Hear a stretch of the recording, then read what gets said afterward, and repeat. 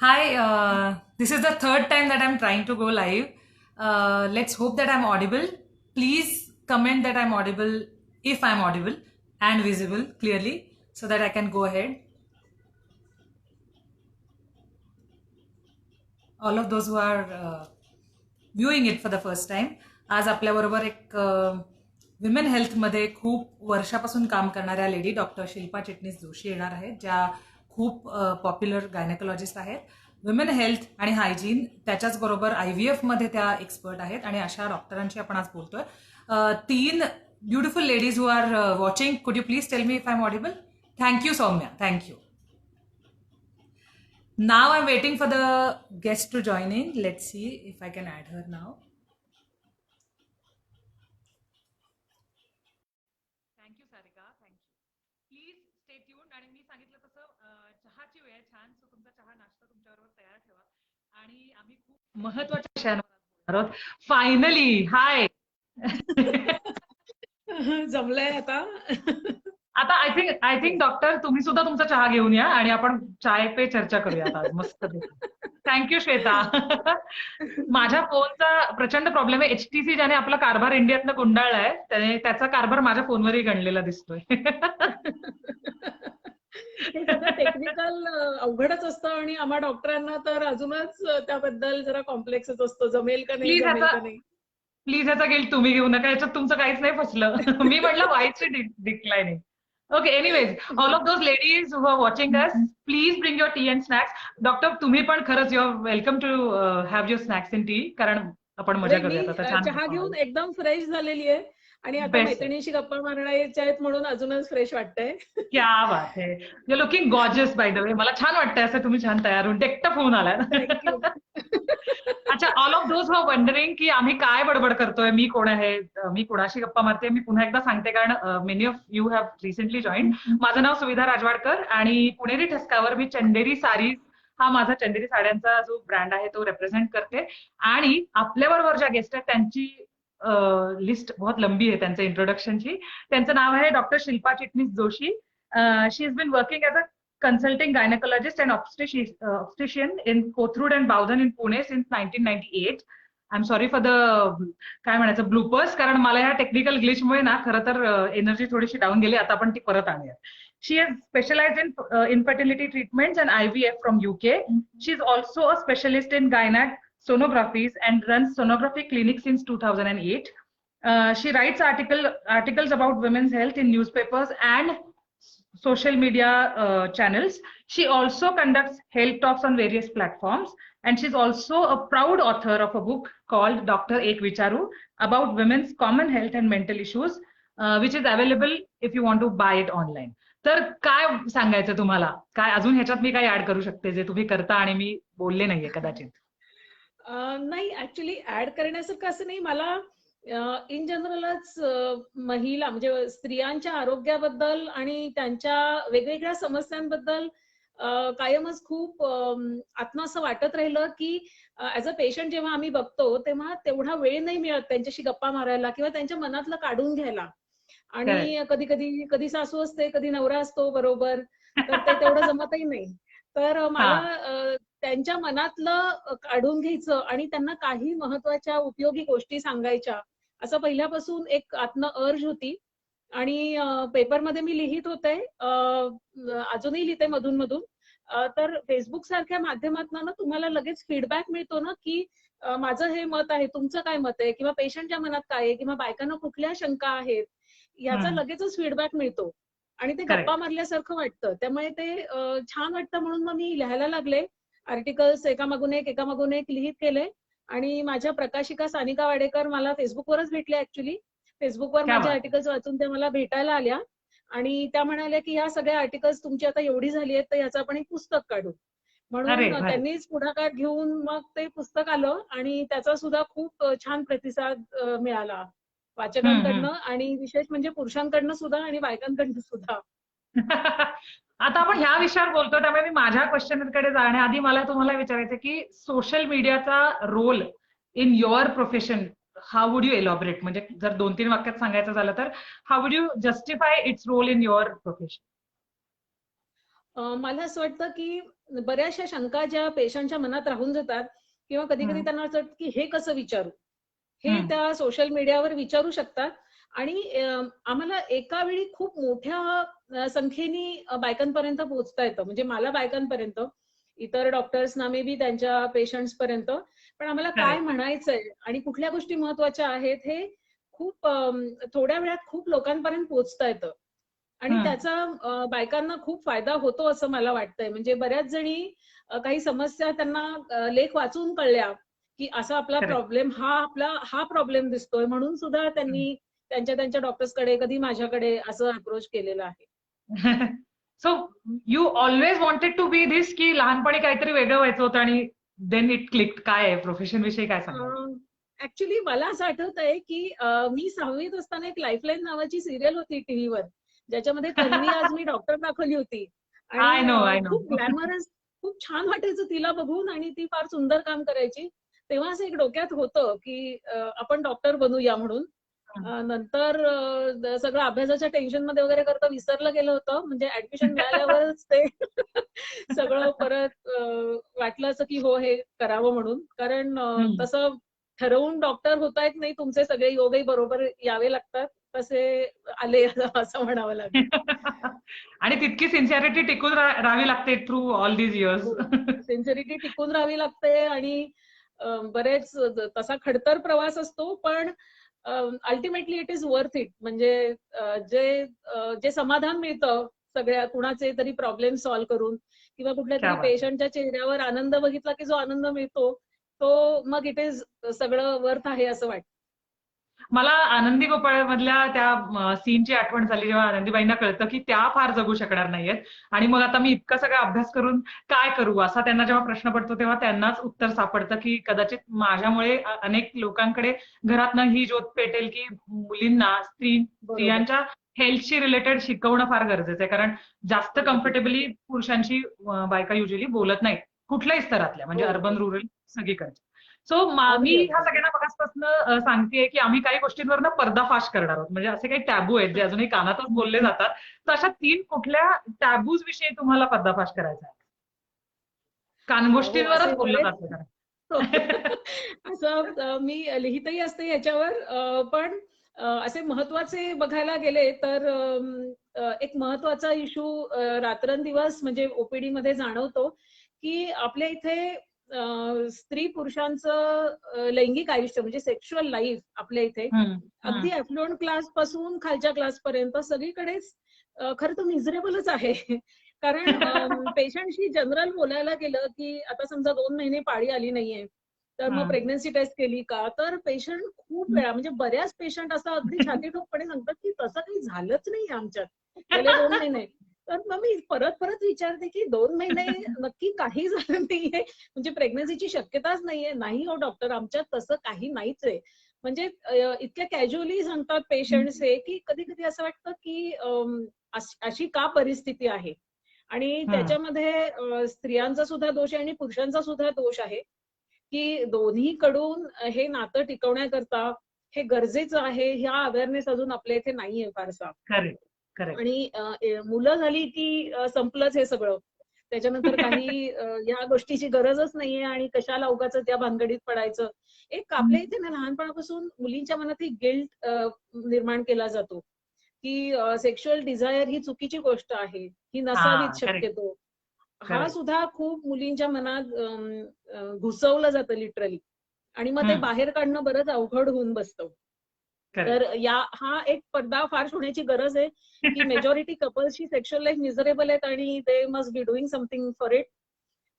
अजून एक मला नेहमी खूप वाईट वाटणारी गोष्ट म्हणजे अजूनही प्रत्येक श्रावण महिन्यात पाळी लांबवण्याच्या गोळ्या घ्यायला बायका येतातच.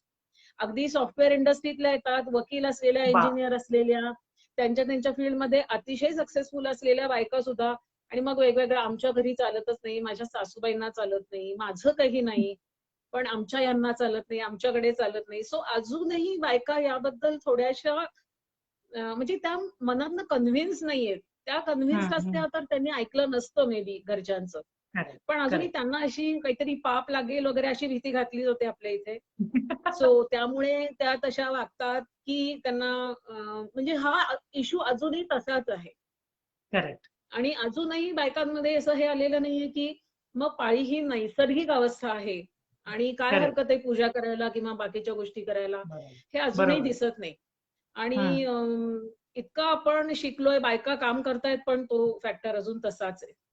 हम्म. आणि एक अजून थोडी कॉन्ट्रोवर्शियल गोष्ट आहे, कारण मागे मी ही लेखात मांडली होती तेव्हा काही बायकांनी असं ऑब्जेक्शन घेतलं होतं की तुम्ही लुक्सला का महत्व देता वगैरे. तर तसं नव्हतं मला म्हणायचं. मला असं म्हणायचंय की आपल्या इथे बायकांना म्हणजे मुलींनाच त्यांची पर्सनॅलिटी डेव्हलप करणं, छान राहणं, चांगल्या फिटिंगचे कपडे घालणं, तुम्हाला सूट होईल तशी हेअरस्टाईल करणं किंवा ह्या हम्म. गोष्टींबद्दल एवढा अवेअरनेस नाहीये. मुलींना गबाळ राहणाऱ्या मुलींनाच जास्त कधी कधी असं होतं की नाही ती एकदम साधी आहे असं. हम्म. म्हणजे ती साधी आहे याला जास्त महत्व आहे. हम्म. तर थोडंसं मुलींना हे ग्रूमिंग करणं की तुम्ही कुठल्या हम्म. वेळी कसे कपडे घाला, कसं करा. आणि हे बायकांमध्ये सुद्धा हे तेवढं आपल्या हम्म. इथे अजून त्याला इम्पॉर्टन्स दिला जात नाही. आणि करेक्ट. हे सर्वात महत्वाचं म्हणजे पुरुषांकरता नाही करायचंय, हे हम्म. आपण आपल्याकरता स्वतःसाठी. करायचंय, आपल्याला छान बरोबर. वाटावं म्हणून हम्म. आरशात आपण बघू तेव्हा आणि आपल्याला कॉन्फिडेंट वाटण्यासाठी हे करावं. तर हाही मुद्दा फारसा चर्चेला जात नाही इन जनरल. सो हे हो. काही काही मला असं वाटतं की मुद्दे चर्चेला घ्यायला हवेत. सो आता इतक्या सगळ्या जणी ज्या बघतायत त्यांना जरी मी हसताना दिसत असेल तरी तो माझा मॅन्युफॅक्चरिंग डिफेक्ट आहे, कारण माझ्या चेहऱ्यावर बोलताना जनरल हसू येतं. पण हे मुद्दे खूप सिरियस आहेत. सगळ्यात पहिला खूप इम्पॉर्टंट मुद्दा डॉक्टरांनी जो मांडला की सेक्शुअल डिझायर असणं हे खूप नॅचरल आहे आणि बायकांची पण सेक्शुअल डिझायर असते आणि त्यांनी ती व्यक्त करावी ही खरं तर काळाची गरज आहे. नाहीतर आपण फक्त रिप्रोडक्टिव्ह टूल बनून राहू. आपण फक्त त्याचाच विचार करत राहू की ही बाई फक्त मुलं पैदा करणारं एक मशीन आहे. ते आपण नाही आहोत. दुसरं अति महत्वाचं म्हणजे आपलं मेन्स्ट्रुअल सायकल हे खूप नॅचरल आहे आणि हे अगदी भल्या जसं तुम्ही डॉक्टर म्हटलात एज्युकेटेड फॅमिलीज मधून सुद्धा अजूनही असं मानलं जातं की ही खूप घाणेरडे काय म्हणायचं घाणेरडी संकल्पना आहे किंवा हे घाणेरडे दिवस आहेत. या दिवसात त्या बाईला अगदी अक्षरशः घराच्या कुठल्या तरी कोपऱ्यात बसवून ठेवायला पाहिजे, ते पूर्ण धुतलं गेलं पाहिजे. आणि तिसरा थोडासा ह्याच्यापासून वेगळा मुद्दा असला तरी अतिशय महत्वाचा मुद्दा आहे. एक आर्टिकल आलं होतं मध्ये की आई ही त्यागाची मूर्ती आहे असंच वर्णन का दिसतं. म्हणजे दिसताना आपल्या ब्रेन्ससाठीच आपण दिसलं पाहिजे. म्हणजे मी शारदेची पूजा जास्त करेन दुसऱ्या कुठल्याही देवीपेक्षा, कारण बुद्धीचं प्रतीक आहे. पण तरीही सगळंच असेल तर कुठे बिघडलं. करेक्ट आहे, एकदम करेक्ट आहे. सो आम्ही असं कुठेही प्रोपगेट करत नाही आहोत की तुम्ही तुमच्या मनानुसार कपडे घालू नका, पण स्वतःसाठी छान राहा. नुकताच वुमेन्स डे होऊन गेलाय तर हे चांगलं रेझोल्युशन असू शकतं असं मला वाटतं. सो आपण आता पुढच्या प्रश्नाकडे जाऊयात. खूप भारी होता हा पर्दाफाशवाला सेगमेंट. फेमिनाईन हायजीन विषयी काय सांगू शकाल? रुटीन काय असायला पाहिजे? खूप महत्वाची गोष्ट आहे. हो, येस. हल्ली ऍक्च्युली काय झालंय की बेसिक गोष्टींकडे दुर्लक्ष आणि मार्केटिंगला बळी पडतायत बऱ्याचशा स्त्रिया. तर हा जो फेमिनाईन हायजेनिक वॉशच्या ज्या जाहिरातींचा भडीमार होतोय बायकांवर, त्यामुळे अगदी लहान मुलींपासून म्हाताऱ्या बायकांपर्यंत सगळे हायजीन वॉश युज करण्याच्या मागे आहेत. सो हायजीन वॉश ही कधीतरीच युज करण्याची गोष्ट आहे, ही नेहमी युज करण्याची गोष्ट नाही. आणि अजून एक महत्वाची गोष्ट म्हणजे मी सगळ्या पेशंटना सांगते की योनी मार्ग हा अति धुणे, सतत त्याची स्वच्छता करणे हे चुकीचं आहे. कारण योनी मार्गात चांगले आणि वाईट असे दोन्हीही विविध जीवजंतू असतात. आपण जेव्हा अति स्वच्छता करायला जातो तेव्हा हे सगळं डिस्टर्ब होतो त्याचा बॅलन्स आणि मग त्याचे वेगवेगळे त्रास व्हायला लागतात. काही मुली किंवा बायका सतत टॉयलेट पेपरनी साफ करणे, काही तर हँड शॉवरनी क्लीन करणे आणि काही जणी कारण नसताना पॅड्स आणि पॅन्टी लायनर्स वापरणे, ह्या गोष्टी करतात. हे चुकीचं आहे. Vagina cleans itself. It is design to keep itself clean. म्हणजे तुम्ही फक्त आंघोळीच्या वेळी एकदा साध्या पाण्याने, गरम पाण्याने सुद्धा नाही, एकदा वॉश केलं आणि जास्तीत जास्त रात्री झोपताना एकदा वॉश करणं एवढं पुरेसं आहे. आणि व्हाईट डिस्चार्ज ही सुद्धा नॉर्मल गोष्ट आहे. हे सुद्धा आम्हाला खूप वेळा पेशंटला समजावून सांगायला लागतं की आपला तोंडाचा किंवा नाकाचा भाग जसा ओलसर असणं अपेक्षित आहे, तो कोरडा पडला, समजा आपलं तोंड कोरडं पडलं किंवा नाक कोरडं पडलं तर त्याचा त्रास होऊ शकतो, तो आजार आहे. तसंच योनी मार्ग हा ओलसर असणंच अपेक्षित आहे आणि थोडाफार व्हाईट डिस्चार्ज असणं नॉर्मल आहे. त्याच्यात खास जळजळ वास या 3 गोष्टी नसतील तर तो डिस्चार्ज आपण नॉर्मल धरायचा. आणि त्याच्यासाठी अति स्वच्छता करायची गरज नाही, त्याची भीती बाळगायची गरज नाही. वर्षातनं एकदा तुम्ही आतनं तपासून घेतलं तेवढं पुरेसं आहे. सो हे स्त्रियांच्या डोक्यातनं काढून टाकायला पाहिजे की सारखं पांढरं जातंय याची इतकी भीती बाळगतात. त्याची गरज नाही आणि अति स्वच्छतेची गरज नाही. साबण तर या भागात अजिबात लावू नये. आणि हे जे हायजीन वॉश आहेत हे ऍसिडिक असतात खूप, ते वजानाच्या पीएचशी मॅच केलेले आहेत त्यांनी. पण होतं काय की वॉश करताना तुम्ही बाहेरचा भाग त्यांनी वॉश करता, स्किनचा भाग, आणि मग ती स्किन हुळहुळी होते सगळी त्या ऍसिडिक वॉशनी. त्यामुळे वजाना आतनं क्लीन करायचं कधीतरीच डॉक्टर सुद्धा सांगतात, पण हे क्वचित रुटीनली यूज करायची ही गोष्ट नाहीये. त्यामुळे हे हायजीन वॉश, इंटिमेट वॉश या गोष्टीचा खूप लिमिटेड वापर व्हावा आणि तोही डॉक्टरांच्या सल्ल्याने व्हावा, हे महत्वाचं. ओके. शार्दुलीने आपल्या मगाशच्या सेगमेंटवर लिहिलंय की पापापेक्षा सुद्धा, आपण श्रावण महिन्याचं बोलत होतो, की पापापेक्षा सुद्धा घरच्यांना दुखावण्याचा मुद्दा असतो आणि जर याला विरोध केला तर घरात सपोर्ट करणारं कोणी नसतं. ह्यावर काय सांगाल? म्हणजे मला असं वाटतं की किती दिवस आपण सपोर्ट शोधणार, नाही का? आपली युद्ध शेवटी आपल्याला लढायलाच पाहिजेत ना. आनंदी गोपाळचा उल्लेख केला सुविधानी, केवढी मोठी लढाई लढली तिने. आणि आपल्याला कुणी सपोर्ट करेल अशी अपेक्षा का करायची? आपण आपली युद्ध लढायलाच लागतात. आणि हे मी खूप स्त्रियांच्या आयुष्यात बघते, माझ्या आयुष्यात सुद्धा बघितलंय मी हे, की दरवेळी तुमच्या मदतीला कोणीतरी धावून येईल, तुमचा मुद्दा मांडेल, हे होत नाही. म्हणजे नवऱ्यांकडनं ही अपेक्षा असते, पण नाही नवरे करत हे. त्यामुळे आपली युद्ध आपल्याला लढावीच लागतात. आणि काही गोष्टी ना, मला असं म्हणायचं की पाळी हा प्रत्येक स्त्रीचा अतिशय खाजगी विषय आहे. त्याबद्दल खरं तर कुणीच काही बोलायचं कारणच नाहीये. म्हणजे मी बऱ्याच वेळा बायकांना विचारते की तुझी पाळी आली आहे कसं कळणार आहे तुझ्या घरच्यांना तू सांगितल्याशिवाय. आणि असं जर का कोणी विचारत असेल आणि असं कोणी म्हणत असेल तर त्या व्यक्तीला तिथेच थांबवायला पाहिजे ना आपण, की हा माझा खाजगी विषय आहे, याच्याबद्दल कुणी काही बोललेलं मला चालणार नाही. काही गोष्टी करायला लागतात. आणि आपण आताही नाही बदललो 21व्या शतकात, तर मग आपण हे किती वर्ष चालू ठेवणार? हो, कारण मग आपण पुढे येणाऱ्या याला देणगी हीच देतोय की हे असं करायचं असतं. आणि मग आपण असं वागलो ना की आपल्या मुलींच्या डोक्यात हेच बसतं की हे काहीतरी चुकीचं असतं, देवळात जायचं नसतं किंवा या गोष्टी करायच्या नसतात. मग आपण हीच देणगी आपल्या मुलींना देतोय आणि मग हे चालत राहील असं पिढ्यानुपिढ्या. निदान आपण तरी हे बदलायला पाहिजे आपल्या आय थिंक पिढीला.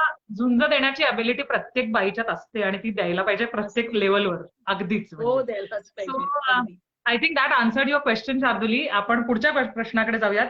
मेन्स्ट्रुअल कप्स विषयी पण प्रचंड बोभाटा आहे. बोभाटा मी म्हणते थोडासा निगेटिव्ह शब्द आहे, पण खरं त्याच्या मागे काय तथ्य आहे आणि किती मिथ्स आहेत त्याच्या सराउंडिंग मला जाणून घ्यायचं. हो, मेन्स्ट्रुअल कप बद्दल मी एक लेख लिहिला होता, त्यावरही प्रचंड चर्चा झाली. म्हणजे मला सुद्धा काही गोष्टी नव्याने कळल्या की काही बायका भयंकर सपोर्ट करतात, काही जण घाबरलेल्या आहेत आणि बरीच चर्चा त्याच्याबद्दल झाली. तर मेन्स्ट्रुअल कप ही चांगली गोष्ट आहे, याबद्दल अजिबात दुमत नाही. इकॉलॉजिकली आणि पर्यावरणासाठी उत्तम आहे. पण तो कुणी कधी कसा वापरावा याबद्दल थोडी जास्त काळजी घ्यायची गरज आहे, एवढंच मला असं वाटलं. की अगदी ज्या छोट्या मुली आहेत, कारण अजूनही गर्ल्स हॉस्टेलमध्ये वगैरे गेलं तर आपण बघतो की मेन्स्ट्रुअल पॅड्स डिस्पोज ऑफ करायचं सुद्धा अजून मुलींना कळत नाही किंवा काही काही बायकांना सुद्धा कळत नाही. आणि कुठेही म्हणजे बऱ्याच हॉस्टेल्समध्ये किंवा जिथे बऱ्याच बायका काम करतात, इव्हन मॉल्सच्या पब्लिक टॉयलेट्समध्ये पॅड्स इकडे तिकडे टाकलेली असतात. सो बेसिक मॅच्युरिटी ही खूप गरजेची आहे मेन्स्ट्रुअल कप वापरण्याकरता. कारण आपल्या इथे पब्लिक टॉयलेट म्हणजे माझा मेन रोख लहान मुलींकडे आहे की 13-14 वर्षाच्या मुली ज्यांची पाळी नुकतीच सुरू झाली आहे, त्यांना तेवढी मॅच्युरिटी येईल का की 6 ते 8 तासांनी हा कप धुवून व्यवस्थित परत घालायचा. समजा तो त्यांना घालता आला नाही, त्याचा काही त्रास झाला किंवा त्यांनी त्या वेळेवर काढून वॉश करून परत घालायचं विसरल्या, त्यांनी ते केलंच नाही आणि इन्फेक्शनची रिस्क आहे. तर असे काही काही मुद्दे आहेत. म्हणजे आता अगदी सिंपल असं आहे की पब्लिक टॉयलेटमध्ये समजा या मुली गेल्या आणि तो कप काढताना पडला खाली, तर तो टॉयलेटच्या फ्लोअरवर पडला तर तो स्टराईल करायला पाहिजे ना परत. त्यामुळे असे काही काही मुद्दे माझ्या मनात आहेत की हा एक पाळी संपल्यानंतर तो पाण्यात उकळणं अपेक्षित आहे, की पाण्यात उकळायचा तो 10 मिनिट आणि मग तो स्वच्छ कोरडा करून ठेवायचा. आता आपल्या इथे पाळीबद्दल इतके भयंकर गैरसमज आणि इतक्या गोष्टी आहेत की ते मुलींना करू देणार आहेत का स्वयंपाकघरात उकळून?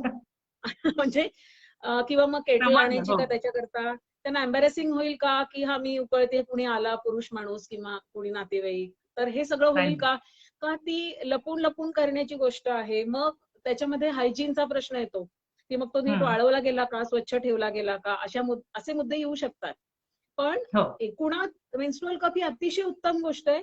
मला असं एक लग्न झालेल्या बायका किंवा मूल असलेल्या बायकांसाठी तर ते अतिशयच उत्तम आहे. कारण त्यांचा योनी मार्ग मोठा असतो, घालायला काढायला प्रॉब्लेम नाही, त्यांच्यात मॅच्युरिटी असते. हम्म. थोडासा प्रश्न हा लहान मुलींबद्दल आहे, पण त्याच्यासाठी त्यांना ट्रेनिंग द्यायला पाहिजे, त्यांच्याशी बोलायला पाहिजे, त्यांना समजावून सांगायला पाहिजे. हा थोडासा या मुलींची जरा काळजी वाटते. आय थिंक आणि अवेअरनेस. इन्फेक्शनची रिस्क ही एक भीती वाटते. बरोबर. आय थिंक अवेअरनेस हा सगळ्या प्रॉब्लेम्सचं मूळच आहे. कारण हा. ओव्हरऑलच मेन्स्ट्रुएशनच्या बाबतीत सुद्धा सगळ्याच आया तितक्या पुढाकाराने ओपनली मुलींशी नक्की शरीरात काय बदल होतात ह्याविषयीही खूप बोलत नाहीत. तसंच मला वाटतं मेन्स्ट्रुअल कप्सच्या बाबतीत सुद्धा जर त्यांना स्वतःलाच पूर्ण माहिती नसेल तर दे कॅनॉट पास इट ऑन. हा तो म्हणजे प्रॉब्लेम असू शकतो. त्यांना व्यवस्थित ट्रेनिंग दिलं, त्यातल्या त्यांच्या शंका समजावून सांगितल्या, सगळं थोडं लक्ष ठेवलं की कशा वापरतायत, नीट वापरतायत ना, तर हरकत नाहीये. आता तरी करेक्ट. मला असं वाटतं 18 वर्षाच्या मुलींनी वापरणं जास्त चांगलं. 18 वर्षाच्या कमी मुलींना जर का वापरायचं असेल तर थोडंसं जास्त लक्ष, जास्त इन्स्ट्रक्शन्स द्यायला हव्या. महत्वाचं अजून एक हे की आयव्हीएफ मध्ये तुम्ही स्पेशलायझेशन आहे तुमचं, तर आयव्हीएफ ला हो. इंडियामध्ये कसा रिस्पॉन्स आहे आणि are people aware about it? Yes. बऱ्याच वेळा म्हणजे आपल्या इथे इनफॅक्ट सरप्राइझिंगली भारतात आपल्याला असं वाटतं की आपली लोकसंख्या बघता आपल्याकडे इन्फर्टिलिटीचा प्रॉब्लेम कमी असेल अशी एक समजूत असते. पण आपल्या इथे इन्फर्टिलिटीचा प्रॉब्लेम आहे आणि तो खूप जास्त वाढत चाललेला आहे. म्हणजे जवळजवळ 10 मधल्या एका कपलला इन्फर्टिलिटीचा प्रॉब्लेम येऊ शकतो हल्ली. अर्थात सगळ्यांनाच आयव्हीएफ लागेल असं नाही. वेगवेगळ्या म्हणजे ह्या स्टेजेस असतात. सुरुवातीला साध्या औषधांनी, मग आययुआय करून म्हणजे इंट्रायुट्राइन इन्सेमिनेशन करून काही पेशंट कन्सीव्ह होतात आणि त्यातल्या थोड्याच पेशंटना आयव्हीएफ लागतं. पण आपल्या इथे खूप सुंदर टेक्नॉलॉजीज आणि खूप चांगल्या क्वालिटीच्या लॅब्स अवेलेबल आहेत, ज्यांनी खूप उत्तम रिझल्ट मिळतात. आणि परदेशात जेवढा खर्च येतो त्याच्या कितीतरी पटीने कमी खर्च आयव्हीएफ ला भारतात येतो. म्हणजे ओके. परदेशात साध्या फॅमिलीतली स्त्री इमॅजिनच करू शकत नाही की तिला आयव्हीएफ स्वतःच्या खर्चाने जमेल. तसं आपल्या इथे अगदी लोअर मिडल क्लास सुद्धा स्त्री पैसे जमा करून स्वतःचा आयव्हीएफची ट्रीटमेंट घेऊ शकते. सो भारताचा हा खूप मोठा ऍडव्हान्टेज आहे की आपण त्या मनाने खूप कमी खर्चात आयव्हीएफ सारख्या ट्रीटमेंट्स देऊ शकतो. फक्त ओके. आयव्हीएफचा डिसिजन योग्य वेळी घेणं हे महत्वाचं असतं. बऱ्याच पेशंट्स खूप जास्त ताणतात.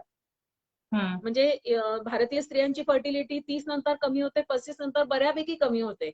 सो बरेच कपल्स 35च्या आसपास किंवा त्याच्या नंतर डिसिजन घेतात आयव्हीएफचा. सो तेव्हा जो बेस्ट रिझल्टचा पिरियड आहे आयव्हीएफचा तो बऱ्याच वेळा निघून गेलेला असतो. त्यामुळे त्या राईट. दृष्टीने थोडासा अवेअरनेस आधी निर्माण झाला तर आयव्हीएफचे जास्त चांगले रिझल्ट आपल्याला मिळू शकतात. सो आणि अवेअरनेस हा भारतात थोडासा. उत्तम रिझल्ट आहेत. अच्छा. अवेअरनेस हा थोडासा प्रॉब्लेम आहेच आहे सगळ्याच्याच मुळाशी, जसं आहेच आपण आहे. मगाशी म्हणतो. अच्छा, येस. सुवर्णा सूर्यवंशी म्हणतात की खूप इन्फॉर्मेटिव्ह आहे सेशन. Thank you Suvarna. All credit goes to doctor Shilpa. आणि आता खूप आपण सिरियस बोललो. आता थोडं. सुविधांनी येस. इतके सुंदर प्रश्न काढलेले आहेत की फायद्याचेच आहेत ते. हो. सो आता आपण त्यांच्या एक्सपर्टीज विषयी बोललो. आता doctor Shilpa as a person कशा आहेत ह्याच्यासाठी काही प्रश्न आहेत, तर त्याच्यातला रॅपिड फायर कडे जाणार आहोत आपण. त्याच्या आधी एक प्रश्न आहे की कुठलाही असा हिलेरियस, खूपच म्हणजे खूप विनोदी काही किस्सा जर क्लिनिकमध्ये घडला असेल जो तुम्ही शेअर करू शकता? ऍक्च्युली काल परवाच असं घडलेलं आहे. म्हणजे हे आधीही 1-2दा घडलेलं आहे. मी माझ्या मैत्रिणींना सांगितलं तेव्हा they refuse to believe it. पण आता हा फक्त महिलांचा ग्रुप आहे म्हणून मी हे शेअर करते. अदरवाईज हे तसं सांगण्यासारखं नाहीये. पण काही वेळा स्त्रिया आम्ही अंतर्वस्त्र काढून झोपायला सांगतो आणि काही वेळा तिथे खाली काढून ठेवलेलं अंडरगारमेंट बायका विसरून घरी जातात.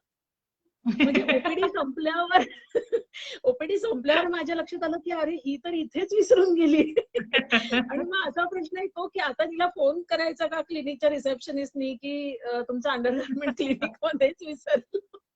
पण असं झालेलं आहे 2-3दा आणि मी माझ्या मैत्रिणीशी बोलवते तर ती म्हणजे तू काही सांगतेस, हे म्हणजे इम्पॉसिबल आहे. असं कोणी कसं विसरून जाईल? पण होतं, अशा गोष्टी होतात. म्हणजे सो फनी पण गोष्टी ऍटलीस्ट कायमच होत पीपल असतात. म्हणजे त्याच्याविषयी लोक बोलतात. तरी आमच्याकडे नाटकाच्या ग्रुपमध्ये ह्याला आम्ही दुसरं नाव ठेवलं होतं, because people were bit reluctant to use the word अंतर्वस्त्र, तर आम्ही त्याला आत्मवस्त्र म्हणायचो. आणि कारण ते इतक्या इंटरेस्टिंग पार्ट आहे त्यामुळे. सो जोक्स कडे चाललोय आपण, म्हणून आता रॅपिड फायर कडे बोलूयात. माझ्याकडे 10 प्रश्न आहेत, not to do yes. With काय म्हणायचं नॉलेज ऑर एनिथिंग एल्स, बाकी कशाशी रिलेटेड नाही, हे तुमच्याशी रिलेटेड प्रश्न आहे. येस. पहिला प्रश्न आहे, what do you do when you're not being a doctor?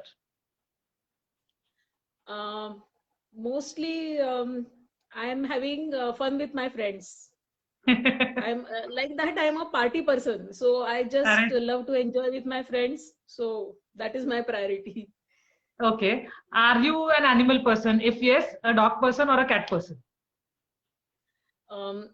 Not a very staunch animal lover, but a dog person. Okay. I love Third one dogs is, actually, but I don't get time to look after the dogs. So म्हणून मी काही कुत्रा पाळला वगैरे नाहीये. नाही काहींचं असं असतं, नाही तर डॉग्स आवडतात पण दुसऱ्यांच्या घरी. नाही तसं नाही. मी जरा अजून म्हातारी झाले की घेणार आहे. अरे जेव्हा वेळ वेळ देऊ शकाल असेल तेव्हा. तेव्हा. Correct. Yes, exactly. What's that one thing that you're excited about in 2021? ह्या वर्षी कशाच्या बाबतीत एक्साइटमेंट आहे? या वर्षी खरं तर ट्रॅव्हलिंग सुरू झालं तर I am looking forward to it. पण असा अंदाज ओके. दिसत नाहीये. म्हणजे वाटत होतं आपल्याला तोपर्यंत सेकंड वेव्ह आली आहे. नाहीतर आय वॉज हो. Looking forward to travelling actually. Okay. Your most used emoji, कुठली स्माइली सगळ्यात जास्त वापरतात? ती एक असा राक्षस हसताना आहे, असुरी आनंद दाखवणारा. तो मला का बरं? भयंकर आवडतो. असा सुळे असलेला लाल रंगाचा एक राक्षस असतो. हो ठाऊक आहे, तो मला पण भयंकर तो आवडतो. मोस्ट युज्ड आणि आहे याचं आश्चर्य वाटलं मला. म्हणजे समोर तो मला खूप आवडतो आणि माझे सगळे फ्रेंड्स खूप वैतागतात की ही हाच इमोजी पाठवते सारखा म्हणून. I'm glad you have a most used emoji. Many people don't, कारण ते Yes. फ्रिक्वेंट जे कुठलं येतात ते वापरतात. ओके. हां. Are you a panipuri person or a salad person? Panipuri definitely. Song that plays on your loop? Shahrukh खानचं हवा आहे नावाचं सॉन्ग आहे. अच्छा, ठाऊक आहे. खूप आवडतं मला ते. Okay. Are you an introvert or an extrovert? मला असं वाटतं मी काहीतरी मधली असावी बहुतेक. कारण मी स्वतःहून मला कुणाशी बोलायला थोडासा प्रॉब्लेम असतो. पण हा. इंट्रोवर्टही नाही म्हणता येत. म्हणजे I okay. Take your a time. Balanced person. हां. I take some time to get familiar. Okay. What was your very first job, even before you got into this profession? नाही म्हणजे त्याच्या आधी जॉब तर केला नव्हता. गायनॅक झाल्यानंतर मी पुण्यात पाटणकर नर्सिंग होम मध्ये जॉईन झाले होते. Okay. आणि माझं घर पाटणकर नर्सिंग होमच्या मागेच आहे. सो मी लहानपणापासून म्हणजे त्यांच्या मुलांशी माझी खूप चांगली मैत्री होती. सो तिथे जॉब करताना असा एक वेगळाच फील होता. सो तिथे मी पहिला जॉब केला होता. अच्छा, त्याने ऍड्रेस सांगितलाय, आपण स्टॉक नाही करायचंय त्यांना, फक्त त्यांनी इन्फॉर्मेशन नाही तिथे माझी आई राहते, मी नाही. Are you an SMS person or a call person? I think SMS. Okay. म्हणजे अँड लास्ट वन. पण कधी कधी असं होतं की हे आता SMS वर होणार नाहीये, then I call. Okay. So usually you are a message person? Message person, yes. Okay. Last one, but very important for us who are part of Puneri Tuska. Puneri Tuska in 2 words for you. खूप छान मैत्रिणी आणि खूप सुंदर platform आपले विचार मांडायला. क्या बात. So I am very grateful to Puneri Thaska for giving me this platform. आणि इथले प्रश्न आणि इथल्या मैत्रिणींचे प्रश्न हे मला कायम प्रेरित करत राहतात. नवे नवे विषय घेऊन काहीतरी त्यांना नवं सांगता येतंय का असा विचार माझ्या मनात कायम राहतो. क्या बात है. So, Dr. Shilpa, it was a pleasure having you here as the lady boss in spotlight. सगळ्या ज्या आपल्या मैत्रिणी माझ्यापेक्षा सिनियर दिदी असतील तर दिदी, माझ्या वयाच्या असतील तर त्या सगळ्या, अशा सगळ्यांना मला मनापासून आभार मानायचे. सगळ्यात महत्वाचं म्हणजे श्वेताचे आभार मानायचे, जिनी this gem kind of a personship got on board. खरंच आम्हाला खूप मजा आली, खूप इन्फॉर्मेशन मिळाली. ह्यातल्या बऱ्याचशा गोष्टी आय एम शुअर माझ्यासारख्या बऱ्याच मैत्रिणींना ठाऊक नसतील, त्या माहीत झाल्या. सो मी परत एकदा सांगते की तुम्हाला कधीही ह्या कुठल्याही फेमिनाईन हायजीन विषयी किंवा सेक्शुअल कुठल्याही प्रॉब्लेम्स विषयी, कॉम्प्लेक्सिटीज विषयी काहीही डाऊट्स असतील तर please approach her. She keeps writing good information in her articles, not only on our group, I think even on her page. She keeps on talking about all of this. आणि मला असं वाटतं की ही खूप मोठी movement आहे. आनंदीबाईंच्या मार्गावर आपण चालतोय. And I am very glad I could talk to you. I am very glad that so many people were watching us. आणि आपण असेच बोलत राहूयात. थँक्यू सो मच सुविधा. खूप मजा आली या गप्पा मारायला. आणि थँक्यू सो मच श्वेता. फारच मजा आली मला. आणि असेच आपण मधनं भेटत राहूया. आणि तुम्ही सगळ्या जणी मला विषय सुचवत राहा आणि मी लिहित राहीन. आणि फेसबुकच्या माध्यमातून, पुणेरी ठसकाच्या माध्यमातून आपण भेटत राहूया नक्कीच. Thank you so much. Thank you. Thank you. Bye.